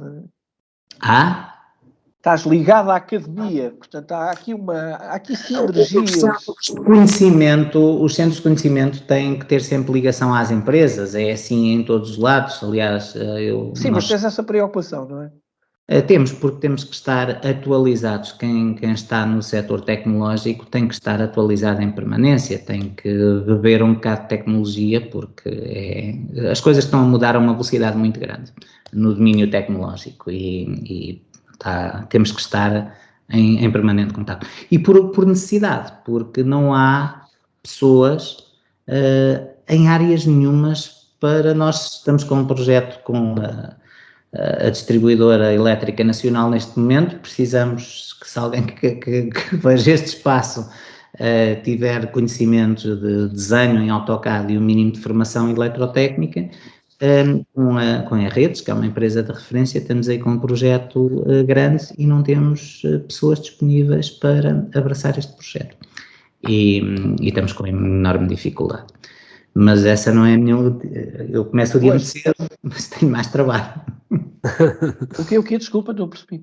Começo o dia muito cedo nesta área, normalmente, mas depois desloco-me para outra, porque deixo este mais ou menos encaminhado. Pois esse é o teu segundo projeto. Desculpa, Bruno. Não, primeiro começa com a agricultura, a regar as árvores. Depois uma corridinha ou um passeio na serra, sim. Depois é que é para o projeto, e depois ainda falta outro. Daqui um bocado são horas. Olha, esse teu segundo projeto também já dura alguns anos. Eu não sei se tu és fundador ou se... Sou. És fundador. Então fala-nos lá disso. Tive umas ações no início dessa empresa, é uma empresa que hoje é uma multinacional. Sou administrador desde a fase inicial, é uma empresa do setor da energia e que está em toda a cadeia de valor do gás natural liquefeito, o GNL. Hoje temos aí uns projetos na área do biometano, estamos porque a transição energética assim o obriga, temos aí uma candidatura a um projeto de grande dimensão no âmbito do PRR e integramos desde a passada semana um núcleo de conhecimento coordenado pelo município de Leiria, pela CIM, pela comunidade intermunicipal, para que o Conselho de Leiria, o Distrito de Leiria, neste caso, a comunidade intermunicipal, seja uma comunidade verde, ou seja, com uma componente que vai ser avaliada. Isto vai ser apresentado com a senhora Ministra. Mas essa ideia de uma comunidade verde agrada-me. Também. Aliás, isso tem sido amplo motivo de discussão nas nossas reuniões. Não, vai ser apresentado formalmente dentro de dias no Dia do Ambiente com a sra. Ministra Ana Brunhosa, que vem cá, e nós integramos essa empresa que é... Posso dizer o nome? Não. Claro que sim. Não, a Molgás, que é uma empresa que neste momento é detida por um fundo francês, a empresa cresceu, está em vários países da Europa e tem particularidade... Então tu já não és acionista da empresa? Não, a empresa ganha uma dimensão, sou administrador desde a fase inicial, conduzo os destinos da empresa cá em Portugal mas a empresa ganha uma dimensão muito grande, recentemente mudou de mãos e está em vários países europeus e opera em áreas muito engraçadas.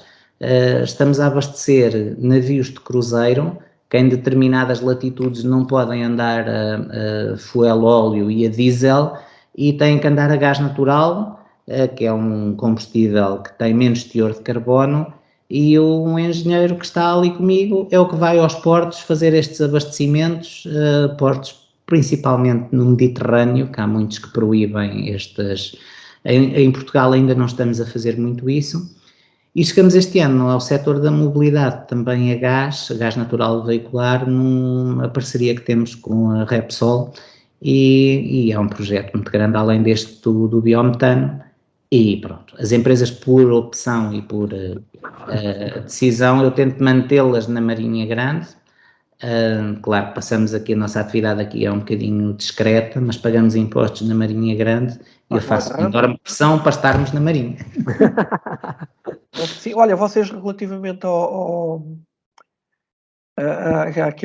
àquele projeto que se fala agora do hidrogênio, vocês também estão ligados a isso ou não faz parte do vosso... Eu, ano passado, fiz uma pós-graduação em hidrogênio numa universidade de Madrid e confesso que, tecnicamente, aqui no âmbito desta nossa conversa, não estou muito convencido com o hidrogênio. Em primeiro lugar, na mobilidade, uma questão que vocês entendem facilmente, a mobilidade a hidrogênio, o hidrogênio vai a uma pressão muito elevada, ou seja, 700 bar num carro movido a hidrogênio significa que se houver uma explosão é uma bomba de grande potência, portanto não é uns feridos, desaparece uma parte muito grande. Não tem havido acidentes, felizmente, mas é um processo que, enfim, está a ganhar terreno, não há muitos incidentes, há alguns, mas tem que ser, no meu entender, ainda muito amadurecido. Para que tenham outra ideia, um caminhão a hidrogênio, que foram uns colegas meus ver a Frankfurt há pouco tempo, acho que era um Hyundai, pediam 300 e não sei quantos mil euros, um caminhão movido a gás, uma cabeça tratora, custa 125 mil, pouco mais, ou seja, até se rentabilizar, se não houver apoios que complementem este diferencial, economicamente não é muito vantajoso. Por fim, em termos industriais, não existem ainda muitos projetos ligados ao hidrogênio, mas vamos ver o que é que o futuro nos dirá. Olha, está também na ordem do dia esta questão energética, até por via da guerra e da dependência que existe em relação ao gás que vem da Rússia. Por outro lado, também, quer dizer, que esta história toda também acabou por se... As questões ambientais, embora estejam sempre na agenda, e neste momento se calhar já vamos atrasados, mas acaba por ficar um bocadinho em segundo plano, porque falamos sobretudo da questão da guerra. Nós, em termos, o gás liquefeito, que vocês estão desde... Tu falas que estão na cadeia de valor, portanto, desde a extração até à distribuição, não é? Nessa parte, no upstream, não estamos. Na extração, a nossa empresa não está. Nós estamos na cadeia de valor, que é o transporte e a distribuição. Okay. Aprovisionamento, transporte e distribuição. Temos no armazenamento subterrâneo e temos em Sines gás. Desculpa a minha ignorância. Ao contrário dos combustíveis fósseis do petróleo, o gás não passa por nenhum processo de transformação antes de ser distribuído, ou passa? Tem que ser. O crudo é refinado o gás está gasoso e passa uma liquefação para ser transportado, este GNL, passa a um processo para ficar comprimido 600 vezes, senão era um barco enorme que tinha que o trazer. É como a corrente elétrica, passar da baixa para a alta tensão é para se poder transportar nas linhas, não tinham que ser cabos enormes para passarem os eletrões. De qualquer forma, aquilo que nós fazemos é o gás que temos em Sines aprovisionado, que compramos ou em leilões internacionais ou temos um departamento específico para esta parte, para a parte de pricing e de aquisição de gás, a parte de trading. Nós temos-lo disponível. A nossa responsabilidade em Portugal é a cadeia da distribuição, ou seja, levamos o gás natural onde não há gasoduto, ou seja, atrás dos montes, ao interior. Temos um setor muito engraçado em Portugal que eu não entendia, que é o setor do tomate. O tomate é um setor importantíssimo, não há em todas as latitudes, há em Portugal, Espanha, Itália, Grécia, alguma coisa, mas os melhores tomates passam, sem dúvida, eles medem o calibre, a cor, há ali uma série de parâmetros, os portugueses. Quer dizer, que também se traduzem num dos melhores ketchups do mundo, dizem os entendidos. Grandes empresas mundiais vêm buscar este produto a Portugal e ele está vendido em termos futuros para os próximos anos. E é exportado muito para o Oriente, porque eles têm as monções e o tomate é uma base de um molho muito nutritiva e não é muito cara. E então todas as produções dos próximos anos estão vendidas e comprometidas, e é uma coisa interessante que requer muito gás. Como não há gasoduto no meio do Alentejo, em Águas de Moura, naquelas regiões, em Mora, etc., eles precisam de gás transportado nesta solução. Mas o gás aí é para quê? Não é para insuflar nos tomates? Não, as caldeiras. Aquilo é feito a uma calda e depois essa calda é que é exportada. Estamos a falar da transformação. Ok, está bem. Processado nestas fábricas, não vai o tomate em bruto. Sim, está bem. Eu estava a imaginar mesmo na agricultura, onde é que o gás entrava aí. Sim. Vamos então incorporar com estes projetos novos que estamos, nomeadamente este aqui em Leiria, uma das nossas ideias e um dos nossos projetos, e é o primeiro passo que estamos a preparar, era simultaneamente tentar resolver o problema das suiniculturas e conseguir ficar com os resíduos e produzir biogás. A quantidade enorme de resíduos, se calhar contribuíamos para a despoluição, é uma ambição que temos. O que é que nós precisamos? De garantir durante uns anos, porque vamos investir, a quantidade de porcaria que é produzida, porque não nos interessa ter por um ano ou dois para aquilo que temos. Vocês querem garantir o cocó do porco? Período alargado. É um compromisso para podermos investir, é um compromisso, é uma moeda de troca. Eu acho que é justo. Quantos porcos é que eu tenho que ter aqui para compensar? Tu viste cá buscar o cocó só para fazer contas? Temos que discutir isso com uma perna de um porco, de preferência furada e fumada. Mas... Olha, e o nosso gás vem de onde? O gás que nós distribuímos em Portugal, qual é a origem dele? É da África, não é? Sobretudo. Vem da Argélia, uma grande parte. Sim, vem da Argélia uma parte, mas também vem da Arábia Saudita. Nós não temos. Há uma tirando os gases... Não temos, e vem da Rússia também. Ainda há bem pouco tempo descarregaram aqui uns navios contaneiros em Sines, que é o único sítio que descarrega estes navios, naquele terminal grande, que por proposta um pouco nossa, estamos a tentar criar um movimento para duplicar esta capacidade.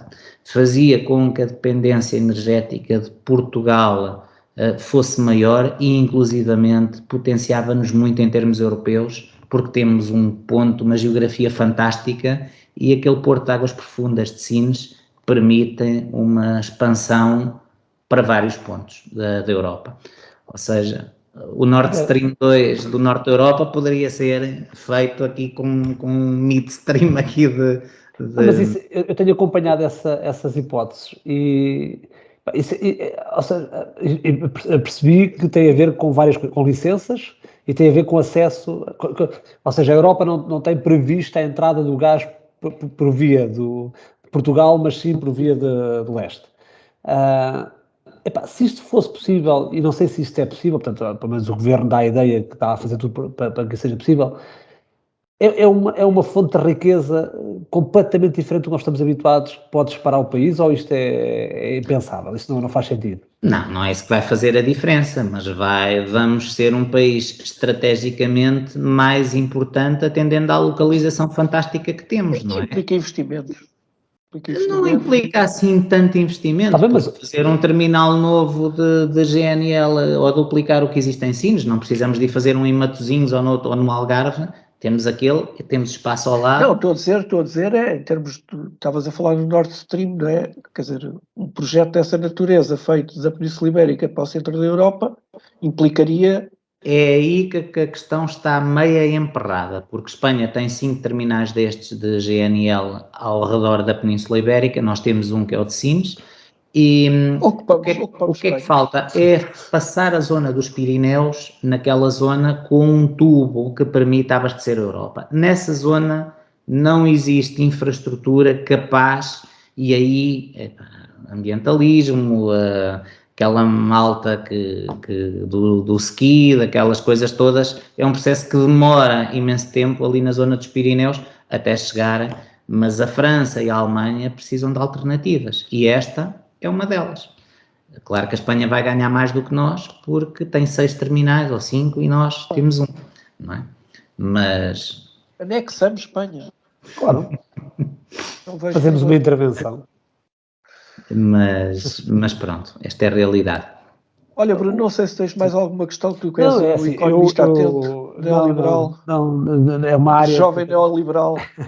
É uma área que tenho muita dificuldade, ou seja, tenho pouco conhecimento, mas estive a fazer alguma pesquisa, alguma consulta, e achei interessante. Eu não sei se é normal, se calhar é normal, eu é que não conhecia, a vossa forma de distribuir o gás pelas empresas, em que, ou seja, a cisterna é colocada, portanto, de uma forma até vertical, não é? O que achei interessante, ou seja, não conhecia. Pouco para menos espaço. Sim, espaço, e que torna o processo muito simples, ou seja, o gás já chega à nossa... Eu disse isto, mas não faço a mínima ideia, estou a brincar. O gás já chega à nossa indústria marinhense, ao vidro todo, ou ainda... A prioridade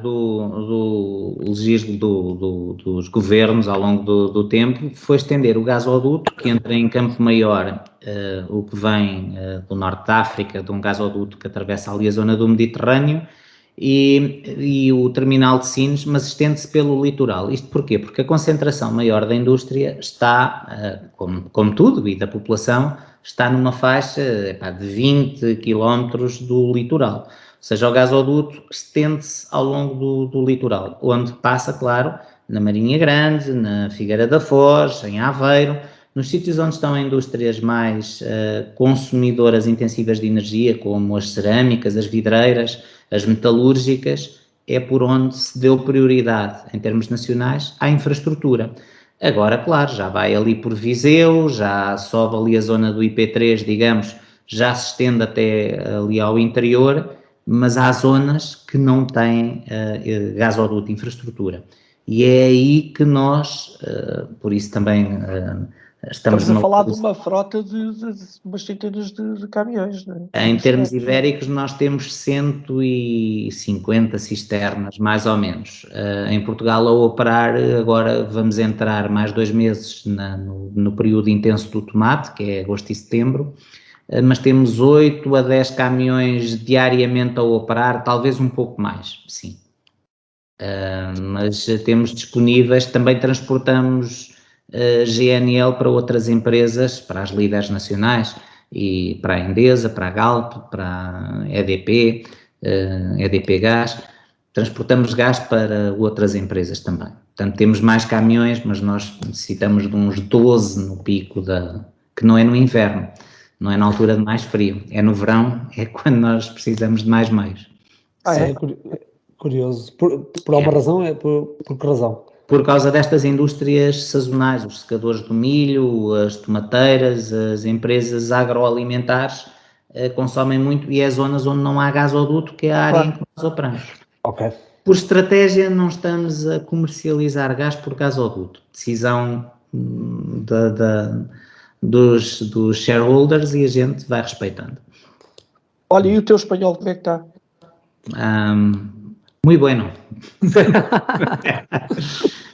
Não, é uma cultura muito engraçada. Vou regularmente a Madrid, gosto imenso de ir a Madrid com tudo o que isso tem de bom. Só tem 2 estações do ano, uma que é muito fria e uma que é muito, muito quente, mas é muito agradável.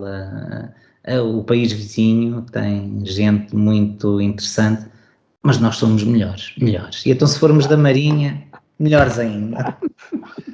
Olha, Fernando, estamos já na reta final, se calhar íamos aqui às sugestões. A tua sugestão tem a ver com o sítio onde tu vives? Queres-nos... Eu aqui tenho, como vos disse há pouco, também funções no movimento associativo local, estou ligado aqui à coletividade local, onde discuto aqui com aqueles senhores mais velhos qual é o rácio de pulverização ou qual é a melhor altura para fazer... Estamos a falar da freguesia do Reguengo do Fetal, não é? Sim, e concretamente do lugar da Torre. Da Torre. Nós temos um passeio pedestre que vai acontecer agora no dia 29 de maio, dificuldade moderada, e que percorre aqui as serras da Barrozinha e da Maunça. Eu acho que é um convite interessante para sair da Marinha Grande, é perto, são 20, 30 minutos, e praticar um bocadinho de desporto ao ar livre, na Serra da Aire e Candeeiros. E este percurso, este passeio pedestre, passa pelas pedreiras históricas que deram origem ao Mosteiro da Batalha.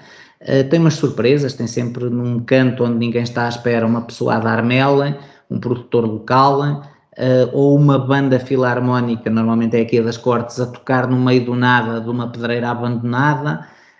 É uma aventura engraçada e se vierem cá é provável que me encontrem numa zona de abastecimento ou a servir uns cafés na coletividade, porque faz parte e estou na organização deste evento, que tem muito à volta para comer, tem o bucho, tem a morcela de arroz branco, é perto e a maior parte das pessoas não conhece. Sem dúvida. Bruno Lemos, a tua sugestão? A minha sugestão também anda aqui à volta do tema da guerra na Ucrânia. Portanto, nós hoje falámos disso em vários contextos e várias perspectivas, mas tem a ver com um podcast que eu encontrei, que é eu costumo ouvir o 45 graus, não sei se costumam de acompanhar, é um dos podcasts que costumo de ouvir, e encontrei um episódio que voltou a passar, portanto, há 2 ou 3 semanas, mas foi um episódio gravado em 2017. E quem é que o José Maria Pimentel entrevistou? O nosso amigo, entre aspas, porque hoje é muito ouvido por todos nós, o José Milhazes. Portanto, o José Milhazes foi entrevistado em 2017 a falar sobre a problemática que existia na Rússia e na Ucrânia. E ouvir aquilo é assustador do ponto de vista também que o Brad há pouco falou, que nós é que não estávamos com atenção, não temos que estar, né? Porque nós não temos essa responsabilidade, mas os sinais eram claros. Portanto, nada do que está a acontecer é uma grande surpresa para quem acompanha estas coisas. Eu acho que é assustador ouvir aquela entrevista, porque é muito real e parece que o José Milhazes estava a prever o futuro, que veio a ser mais próximo, se calhar, do que ele imaginava, mas pronto, uma clarividência enorme. Portanto, esta a minha sugestão, é o 45 graus, um episódio para há 2 ou 3 semanas, uma entrevista a José Milhazes, que foi feita em 2017, mas ele repetiu-a agora, nesta altura. Sim, senhora, é uma boa sugestão. Olha, tenho 2 sugestões. A primeira é o Arroz de Marisco, o festival no próximo fim de semana, na Vieira de Leiria, finalmente vai haver o festival de um dos que foi aclamados como uma das 7 maravilhas da gastronomia, não é? Pela minha parte podem ficar à vontade, porque eu não aprecio marisco e, portanto, se eu for com alguém, com certeza que a pessoa que for comigo come bem, come a parte dela e a minha. É uma maçã passa? Come uma maçã de alface? Exatamente. Bem, de qualquer maneira fica a sugestão e por outro lado, queria também sugerir, vai ser lançado no próximo dia 12, portanto, 12 de maio, que é quinta-feira, amanhã já. É. Sim, amanhã. É isso. É hoje? Amanhã, hoje. É hoje? Exatamente. É hoje. O novo disco do Pedro Nobre, nosso pianista, que aliás rivaliza com o nosso Fernando Breda também. Que aliás não falámos nisso, mas podemos ter aqui 15 segundos só para falarmos nisso. O Pedro Nobre vai lançar um novo disco, é o Live in Tits, Está disponível no dia 12 de maio, é também uma sugestão. Fernando, como é que veio essa história? Portanto, depois do baixo veio o piano, não é? Agora já em adulto. É uma história com 4 anos. E Decidiste aprender a tocar piano. Não, o meu filho é um pequenino violinista e a Maria João está no piano. Francisco no violino já com 5, 6 anos. E eu ficava à espera deles enquanto eles iam às aulas deles. E um dia falei com o professor Luís Batalha e perguntei-lhe se ele estava disposto a ensinar uma pessoa assim mais crescida. E ele olhou para mim. Tinhas alguma experiência de datilografia, não é? Tinhas tido práticas administrativas naquelas vezes? Precisamente, e um ótimo ouvido. E ele olhou para mim e disse: você promete-me que estuda e que trabalha. Se estudar, eu dou-lhe aulas. Se não trabalhar, nem vale a pena pensarmos nisso. E continuo. E vou fazendo. Diziam-me aqui em casa que aquilo que era para pôr aqui umas Olha, flores. como o do Bruno, ali por trás dele, não é? Pronto. Mas o dele é para pôr garrafas em cima. Boas garrafas. O meu está ali naquele canto e vai trabalhando, está lá o livro e vai funcionando. Mas até hoje tem sido uma atividade engraçada, descontrai, e é engraçado que em casa podemos fazer todos isso. E ontem estava o Francisco e a Maria João com uma peça que a SAMP, que é onde nós andamos, tem um evento que se chama Famílias ao Palco, e eles vão, eu não tive tempo de ensaiar, a peça também metia piano, mas não consegui esta semana, e eles vão os dois participar e interagimos todos, é engraçado, pronto, e temos tirado partido disso. Sim, senhora. Olha, foi um prazer enorme te receber-te aqui no Plágio. Acho que foi talvez o programa mais comprido de sempre, embora eu não vá chegar lá à casa neste formato, não é? Não vai porque está gravado. Ao fim de 40 minutos de conversa, o Bruno deu conta que não estávamos a gravar e, portanto, tivemos que revisitar, como se diz agora, não é? A conversa toda, o que às vezes nos dava alguma vontade de rir, porque já estávamos a falar repetidamente das mesmas coisas, mas pronto. São contingências do nosso plágio, e isto também, se fosse de outra maneira, não tinha grande piada. Olha, Fernando, o que é que dizem os teus olhos? Os meus olhos dizem-me que daqui a um bocado são horas de ir a regar e que me levantei às 6 da manhã e daqui a um bocado são 6 da manhã outra vez e pelos vistos estive a ver a meteorologia, vai estar outra vez calor, mas pronto. Portanto, vais ter que regar, não é? Dizem-me que sou uma pessoa feliz com a família que tenho e que é a minha prioridade e o meu equilíbrio que estão neste projeto de vida. O resto, desde que haja saudinha. Saudinha da boa que eu até não presta. Pronto, olha, obrigado por este bocadinho. Então, nós é que agradecemos. Uma conversa engraçada. Sim. Bruno, queres-te despedir? Dou-te hoje a possibilidade de despedir como fazia o nosso saudoso Sousa Veloso. Uma vez estamos no meio de agricultores. Agora entalei. Agora não estava à espera. Não, eu vou deixar esse trabalho para ti, porque tu é que és o mestre da cerimónia. Agradecer ao Fernando Breda este momento, o momento de recordar algumas coisas da vossa infância, portanto eu ainda não era nascido nessa altura, e também de conhecer um bocadinho mais deste mundo da energia por via do gás, porque é um tema que vai estar cada vez mais no nosso dia-a-dia e vamos ter que também perceber um bocadinho mais como é que estas coisas funcionam e estas decisões da escolha